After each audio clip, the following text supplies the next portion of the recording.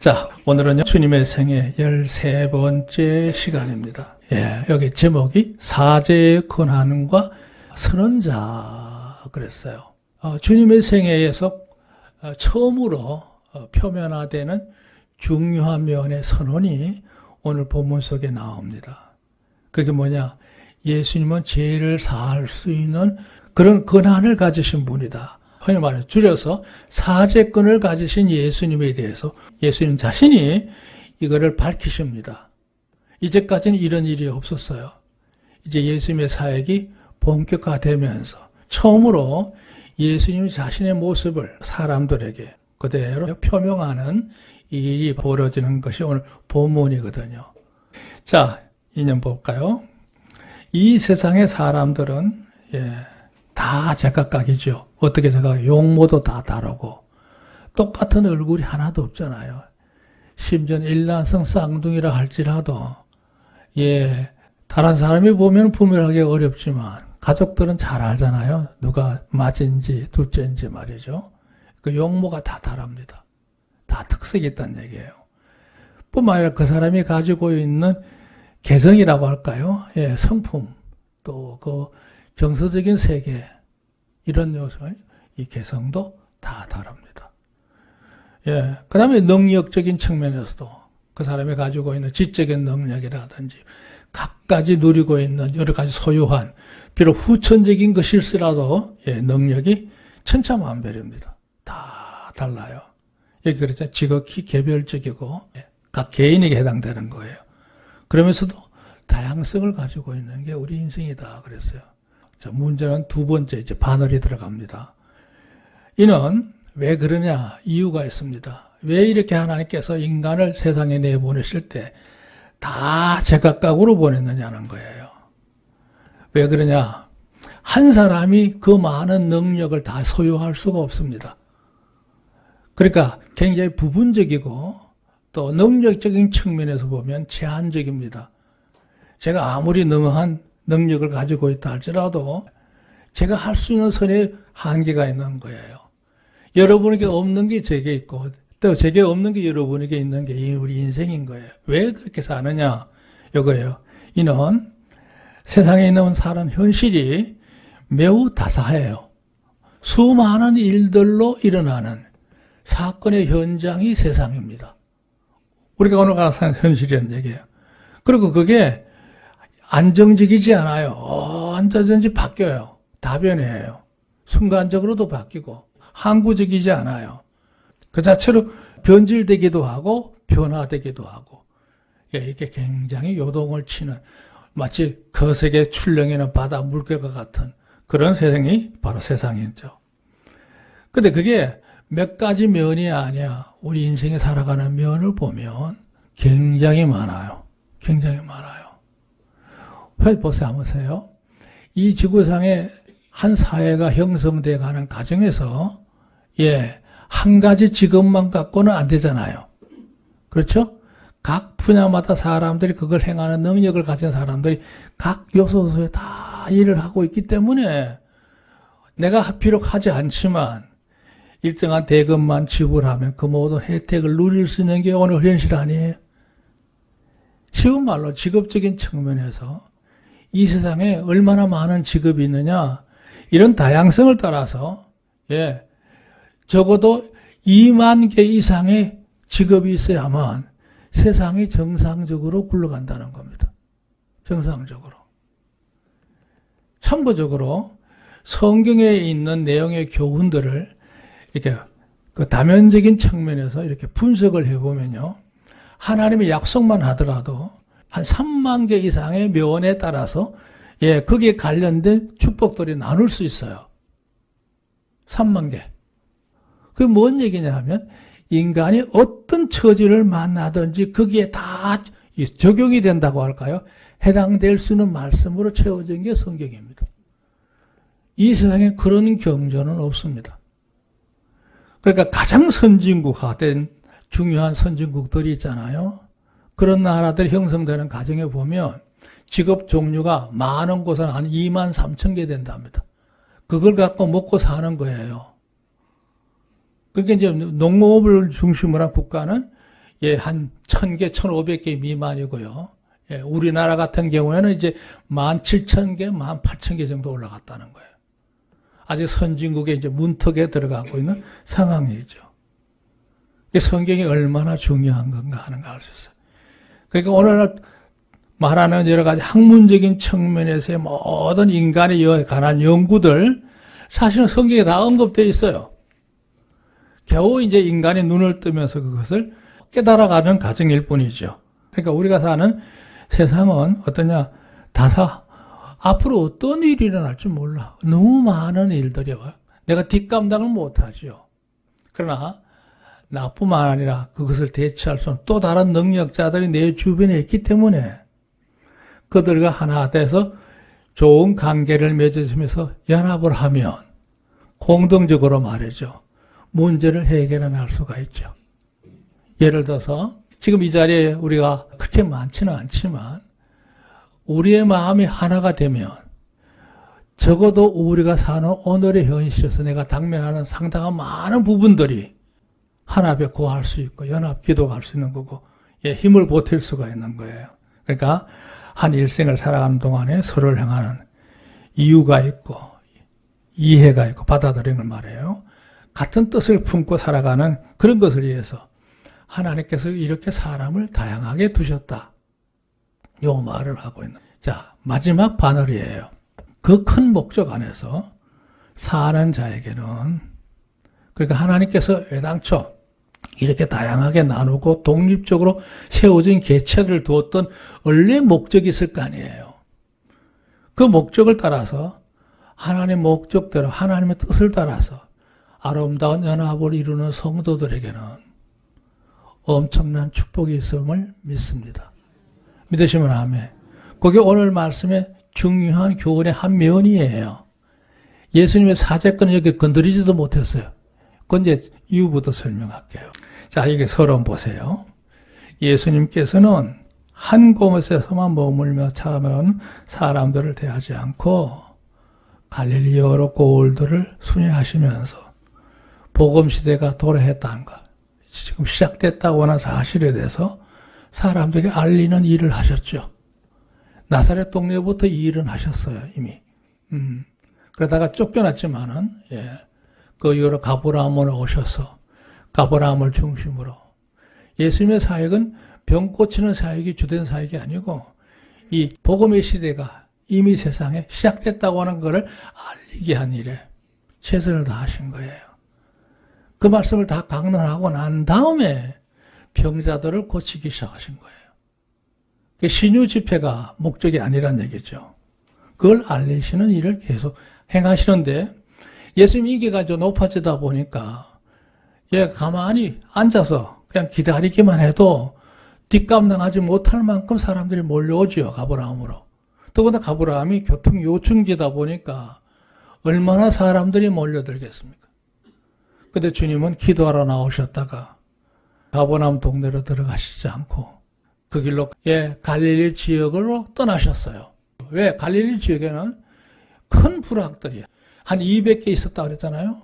그 동네를 찾아가서 해당마다 가서 이제 말씀을 전거하시면서 복음 시대가 도래했다는 사실을 알리고 그 병인들이 왔을 때 긍휼히 여기는 마음으로 그들을 다 고치시 주잖아요.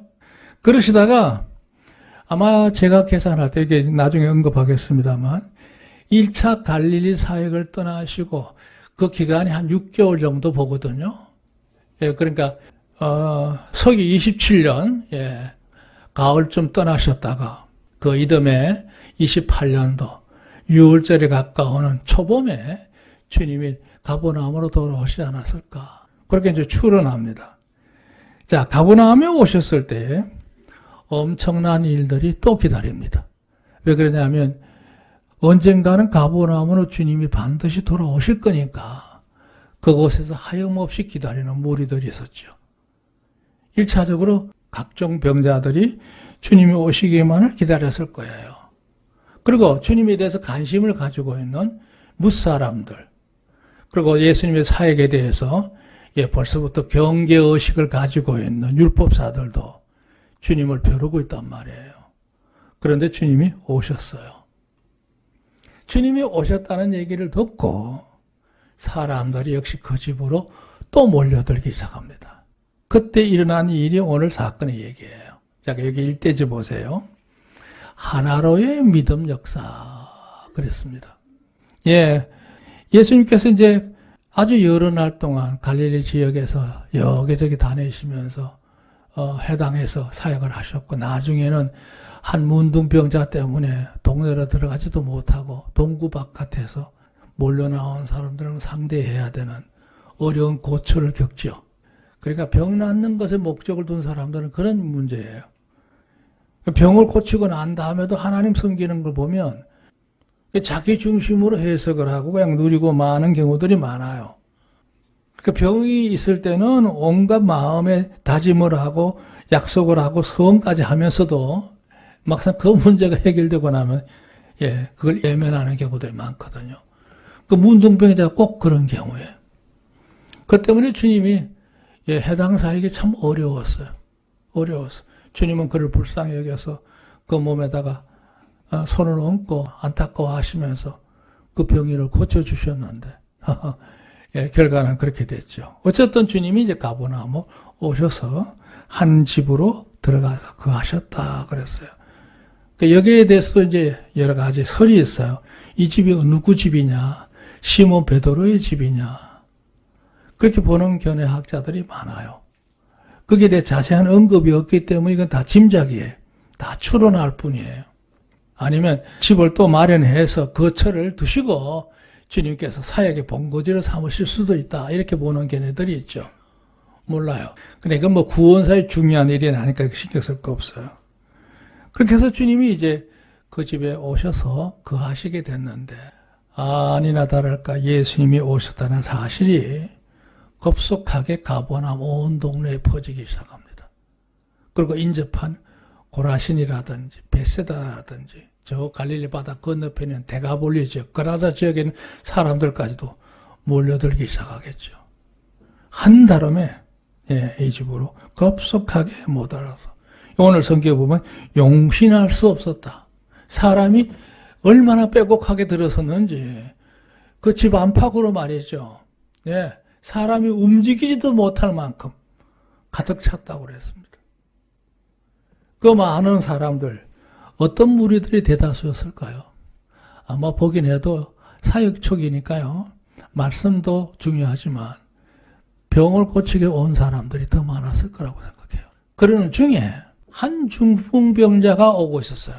이 사람은 거동할 수가 없기 때문에 네 사람이 그 침상을 덜쳐매고 예수님 계신 곳을 찾아온 겁니다. 한 발 늦었겠지. 와서 보니까요. 집안 밖으로 사람이 얼마나 많은지 발 디딜 틈이 없어. 제가 옛날에 학교 다닐 때 우리 조그만 버스에 한 30명이 타니까요. 30명이 뭐야? 몇 배로 타니까요. 나중에 책가방을 그냥 손 놔도 안 내려가더라고. 그랬겠죠. 근데 문제는 이 중풍병자는 그 상황에서 포기하지 않았어요. 이게 중요해요. 왜 포기하지 않았느냐? 기필코 병이 나아야겠다는 절박함도 있겠지만 이들은 특별한 생각을 갖고 있었어요. 믿음입니다. 예수님께 나아가면 반드시 내 중풍병을 낫게 할 수 있으리라. 할렐루야. 그 믿음을 갖고 있었어요. 근데 들어갈 수 없잖아요. 그랬을 때 이 사람들에게 아주 기상천외한 일이 벌어집니다. 그걸 그들은 스스럼 없이 결행을 해요. 여기 세 번째 문단에 그랬죠.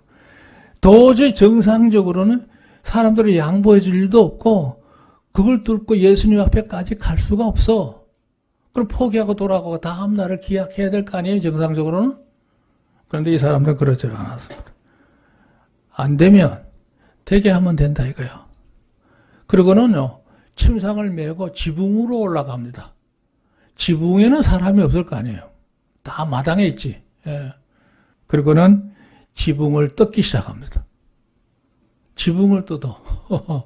여기 제가 유대인들의 전통적인 집 구조의 사진을 몇 개 올려놨죠. 올려놨습니다. 옛날 고대의 유대인들은 이런 집 형태를 가졌다는 거예요. 대부분의 집들은 이런 형태예요. 참고적으로 지금도 이 방식으로 집을 짓고 있더라고요. 집 간격의 폭을 최대한 어느 정도 좁히고 난 다음에 그걸 건너갈 수 있는 통나무를 이렇게 걸쳐요. 그리고 이제 그 걸쳐진 나무 위에다가 브록을 천정을 마감하는 걸 봤어요. 그러니까 옛날 방식은 이제 그런 방식으로 집을 지은 거고. 근데 이 중풍병자들은 어떻게 되냐?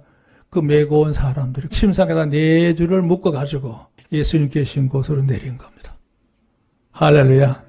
이랬을 때 주님께서 그들을 보고 감탄하시는 장면이 이제 그 다음 얘기인데요. 여기 중요한 말은 오늘 말씀 보면 그래서 5절에 예수께서 저희 믿음을 보시고 그래서 믿음을 봤다. 그러니까 그 환자와 더불어서 4사람을 포함한 그 사람들 주님이 볼 때 그들은 그 당시에 마음이 하나였다는 거예요. 그걸 여기서 강조해요. 저희 믿음을 보시고 그리고는 병자에게 이르시되 그랬어요. 한 가지 좀 의문사항은요. 이때 환자하고 4사람이니까 5명이에요. 아마 더 따라왔을 수도 있겠죠. 근데 이 4사람은 누구냐는 거예요. 가족이었을까? 아니면 잘 살았다면 뭐 종들이라도 할 수 있겠고 좀 넓은 면에서 친구들이라고도 볼 수 있겠고 뭐 여러 형태로 얘기할 수 있겠죠. 그러니까 최초에 이와 같은 생각을 누가 했을까 하는 생각이에요. 누가 했을까? 예수님께서 누구의 믿음을 보시고 주님이 이제 다음 다루는 문제인데요. 그렇게 선언하실 수 있었을까? 1차적으로 누구겠느냐 하는 데 대한 궁금증을 가지게 하는데요. 이런 게 있습니다. 이제 다음 다룰 문제지만 이 4사람의 믿음 때문에 병자를 고쳐준 예는 없죠. 있을 수가 없어요. 왜 없느냐? 그게 큰 일은 하긴 하지만 믿음은 하나님과 1:1 관계예요. 병자의 마음속에 그에 상응하는 믿음이 없이는 이 역사가 일어날 수 없는 일이에요. 그러니까 애당초 이 믿음은 이 환자 병인이 먼저 가지게 되었고 이 사실을 이제 자기를 도와줄 사람들에게 차근차근 설명하면서 그들도 한 마음이 되었다 보는 것이 정상이죠. 그래서 제가 거기에 이제 설명하는 얘기가 여기 이제 설명합니다. 2번 보세요. 사제권에 갚는 얼박입니다. 예수님께서 말씀을 전가하시다가 갑자기 지붕이 떴기더니 침상의 천정에서 서서히 내려옵니다. 아마 깜짝 놀랐을 거예요. 사람들은 그런 일이 없잖아요. 남의 집을 부숴가면서까지 환자를 드러내는 일이 도대체 어떻게 있을 수가 있는 일이에요. 엄청난 무리를 가한 거죠. 간단한 일이 아니거든요. 이 5사람이 한 마음이 돼가지고 그때 주님이 저들의 믿음을 보시고 그랬어요. 그 사람들의 믿음이 다 통일되어 있어. 단단해. 조금도 후회함이 없어. 무엇이든지 다 감수할 수 있는 마음이에요. 여기 성경에 나오는 저희의 믿음이라는 말을 그 아우터니한 단어를 더 자세히 보면 하나가 됐다는 뜻이기도 하고요. 저들 모두가 이렇게 번역해도 돼요. 어쨌든 불쌍하게 본 인간적인 측면이 아니고 믿음 때문이었어요. 믿음 때문에. 주님이 선언하셨죠. 소자야 그랬어요. 구원받은 우리 모두는 다 성경적으로 지명을 하면 소자인 줄로 믿습니다. 그 작다는 뜻이 아니고 하나님의 자녀란 뜻이에요. 하나님 백성으로 택함 받았음을 얘기하는 거예요. 아들아 이런 뜻이에요. 내 죄 사함을 받았느니라. 너가 지은 죄를 다 용서받았다. 자, 여기서 주목할 게 하나 있어요. 아까도 언급했지만 이 말은 단순한 선언이 아니었다는 의미예요.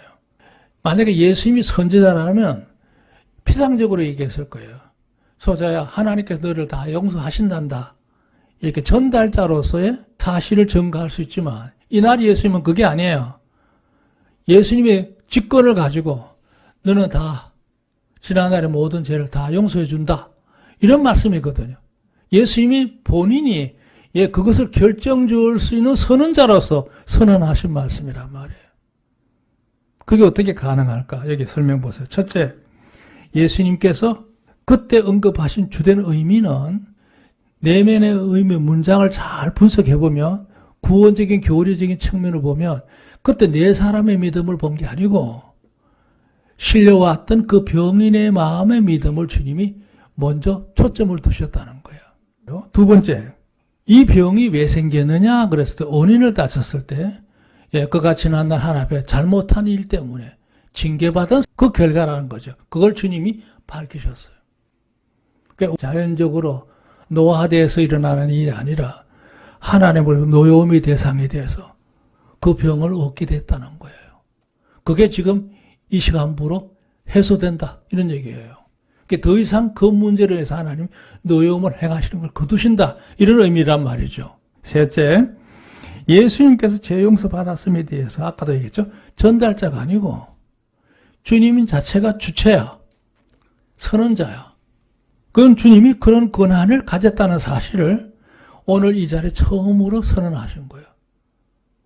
다시 말해서 나는 사죄권을 가지고 있다는 얘기예요. 할렐루야. 자, 그러면 그걸로 간단히 끝나느냐? 아닙니다.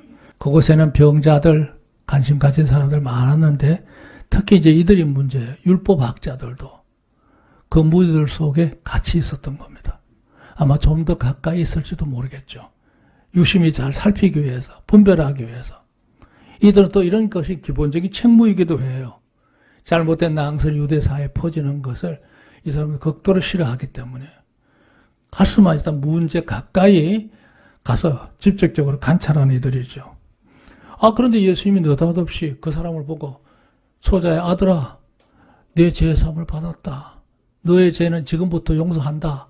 이랬으니까 깜짝 놀란 겁니다. 그래서 사람들이 많으니까 표면적으로 대항하지 못하고 혼란이죠. 마음속으로 이 사람이 어찌 이런 말을 거리낌 없이 할 수 있는가. 하나님을 모독하는구나. 이건 하나님만이 하실 수 있는 일인데 지가 뭐라고 내가 너희의 죄를 용서해 준다 이렇게 말할 수 있냐는 거죠. 참남하다. 이건 도저히 있을 수 없는, 용납할 수 없는 일이다 이런 얘기예요. 그러면서 굉장히 못마땅해 합니다. 근데 말은 못하고 속으로 이제 끙끙 앓고 있는 거예요. 이제 강론이 다 끝나면 이제 따질 참이죠. 근데 여기 보면 그랬어요. 예수님께서 그들의 마음의 중심을 아시고 그랬어요. 곧 중심이 아시고, 곧 중심이 안다는 말이 퓨느마티란다는데요. 그 말 뜻은 속속들이 안다. 분명하게 안다. 어려움 잡아서 예수님께서 추론하는 게 아니고, 주님께서 그들의 마음 상태, 일어난 상태를 그대로 다 보신 겁니다. 그게 어떤 역사예요? 신권 역사예요. 우리 성경에도 보면 하나님은 사람의 겉모습을 보지 않고 나 여호와는 중심을 보느니라 그랬어요. 또 빌립보에서도 보면 그런 얘기예요. 하나님은 우리의 마음을 관찰하시고 그랬어요. 우리가 극도로 어려울 때는요, 신음소리는 내지만 마음이 쪼여들면 기도도 안 나와. 그래도 하나님의 구원받은 여러분들, 여러분 마음을 살피시니까 계심을 믿으시기 바랍니다. 주님이 바로 그런 분이라고요. 사람도 짐작은 할 수 있지만 하나님 대신 예수님은 속속들이 다 알고 계신 거죠. 그 마음의 상태의 깊이까지 다 알고 계신 거예요. 그 말이에요. 중심이 아시고 그래서요. 곧바로 아셨어요. 굳이 그들이 말을 하지 않아도 지금 어떤 마음이 일어나는지를 훤히 보시는 거예요. 어찌 그런 생각을 마음에 품고 있느냐. 그러면서 주님이 이제 한 가지 논리를 제공해요. 내가 이 사람을 보고 말로만 오늘부터 하나님 죄 용서 받았으니 편안하게 돌아가라 이렇게 하는 말이 쉽겠소? 아니면 뭐 지금도 마찬가지고 중풍병이 간단한 병입니까? 온 전신이 마비돼서 사지가 비틀린 그 사람이 왔는데 그를 보고 내가 일어나서 네 자리 침상 네가 올라매고 집으로 건강하게 돌아가라. 이게 쉽겠어? 물었어요. 말이야 뭐 100번도 할 수 있지만 중풍병자를 일어나게 해서 걸어가게 하는 일은 그냥 되는 일이 아니잖아요. 그럼 주님이 제안합니다. 내가 죄를 사하는 권세가 있는지 없는지는 이 중풍병자를 통해서 알게 해주겠다. 그러고는 그 다음 일이 벌어져요. 3번 되지. 명하심의 입정사예요. 그게 뭐냐? 중풍병자를 곧바로 보시고 명령을 합니다. 내가 내게 말한다. 일어나서 내 자리를 들고 거두어서 가지고 집으로 돌아가라. 뭐 사지를 만져주고 주무르고 뭐 침 넣고 뭐 덤질하고 이런 거 없었어. 그냥 말씀을 하셔요. 내가 명령한다. 네 가진 침상을 네가 스스로 거두어서 들고 가라 그랬어요. 아, 그랬더니요. 예, 모든 사람들이 이제 눈여겨볼 거 아니에요. 그 마비되었던 몸에서 힘이 돌아오고 일어서더니 자기가 실려왔던 그 침상을 둘러매고 나가는 겁니다. 할렐루야. 정말 기가 막힌 일이에요. 제가 50대 중반에 중풍이 오지 않았어요. 예, 이게 내 신경에 핏줄이 한 4군데 막히면서 갑자기 그게 왔는데요. 아, 정말 암담하더라고요. 제가 며칠 동안 얼마나 힘들었는지 몰라요. 목젖도 다 내려가고 그 물을 마실 수가 없어요. 이 물이 폐로 들어가는 거예요. 그리고 장기침이 얼마나 많았는지. 무엇보다 중요한 거는 이 오른쪽 팔, 다리가 움직여지질 않아. 저는 평생에 내 다리가 팔이 그렇게 무거운 줄은 몰랐어요. 아무리 용을 써도 이게 손이 움직이지질 않아요. 다리는 더 말할 것도 없고요. 근데 하나님 은혜로 그 길로 불과 한 열흘 만에 일어나게 하셔서 지금까지 20년 동안 설교하고 있어요. 20년 동안. 그러니까 이 중풍병자 완전 정상인이 됐어요. 자, 마지막 문단 보세요. 모든 사람들이 그 광경을 보면서 너무나 놀라운 일이죠. 이건 기적도 이런 기적이 없죠. 기적이에요. 글쎄, 표적까지는 말할 수도 있겠지만, 예, 우선 제일 쉬운, 이건 기적적인 거야. 예, 그런 일이 세상에도 얼마든지 일어날 수 있는 일이니까 그 범주 안에 두겠게요. 예. 무엇보다도 그 일을 하며 사람들이 하나님께 찬양을 했다. 그랬어요. 찬양을 했어. 자, 거기서 하나 더 삐죽거려 갈게요. 그 다음 말을 보세요. 다시 말해서 단순하게 일어난 기적적인 것에 놀라가지고 사람들이 한호성을 지를 수도 있죠. 있어요. 그러니까 중풍병자가 그 아시가 한참에 나왔으니까 이 놀라운 광경에 사람들이 하들짝 놀라가지고 야, 세상에 이런 일도 있구나. 대단한 일이구나. 이렇게 놀라운 거침으로 끝나는 사람이 있는 반면에 아, 이런 신적인 권위가 있는 분이로구나. 그렇게 생각하는 일만 결국 하나님께 영광을 돌릴 수 있는 거예요. 그러니까 거기 용신할 수 없을 만큼 무렸던 모든 무리들 중에 진정으로 하나님을 찬양하는 자들이 누구겠느냐 이거예요. 그거는 비록 소수이겠지만 예수님의 신적 권위를 인정하는 사람들만 할 수 있는 일이 아닐까요? 그러니까 그날 예수님의 사역은 뭐냐? 내가 죄를 사할 수 있는 권세를 가진 신의 아들이라고 하는 사실을 주님이 표명하셔요. 그 마태복음 11장에도 보면 이때부터 예수님은 자신의 신분에 대해서 과감하게 드러냅니다. 나는 죄를 사할 수 있는 권세가 있다. 이렇게 선언하신 거예요. 이게 주님의 사역의 핵심 사역이에요. 이거부터 알려야 되는 거죠. 아무리 말을 조리 있게 하고 어쩌고 해서 사람들의 마음을 끄는 게 중요한 게 아니라 예수님이 오신 신분을 밝히는 게 참 중요한 일인 거예요. 이제까지는 그런 것들을 간접적으로 큰 사건을 통해서 어렴풋이나마 사람들이 짐작할 수 있게만 했던 일이 이 중풍병자를 만나면서 그들의 그런 가감한 믿음을 보시고 이것이 이제 단초가 돼서 이 사역이 전개가 됩니다. 자, 말이 길었는데요. 우리가 섬기는 예수님은 몇 가지 있습니다. 첫째, 우리의 겉모습보다도 우리 속 사람의 마음가짐을 미리 보시고 다 감찰하시는 주님이신 줄로 믿습니다. 그런 신적 권세가 있는 거예요. 따라서 그게 적용이 된다면 내가 주를 사모하는 마음, 하나님의 간절한 기도, 또 우리가 주 안에 드려지는 우리의 모든 행동의 그 진실까지도 아시는 분이시기 때문에 여러분의 진솔한 삶을 통해서 하나님께서 영광 받으실 줄로 믿습니다. 세 번째, 예수님의 이 신적 권위를 가지고 우리는 택함 받은 거듭난 백성인 줄로 믿습니다. 그러니까 여러분 혼자가 아니죠. 늘 언제나 함께나 동행하시는 하나님의 사한 역사로 모든 범사에서 승리하시기를 주의 이름으로 축원합니다. 하나님과 관계에서 막힘이 없도록 내 영성 관리를 잘 하셔야 돼요. 아멘. 그거 잘 하셔야 돼요. 그러면 하나님께서 많은 일에 놀라운 형통함으로 축복하실 줄로 믿습니다. 아멘. 이 역사가 늘 함께 하시기를 우리 주의 이름으로 축원합니다.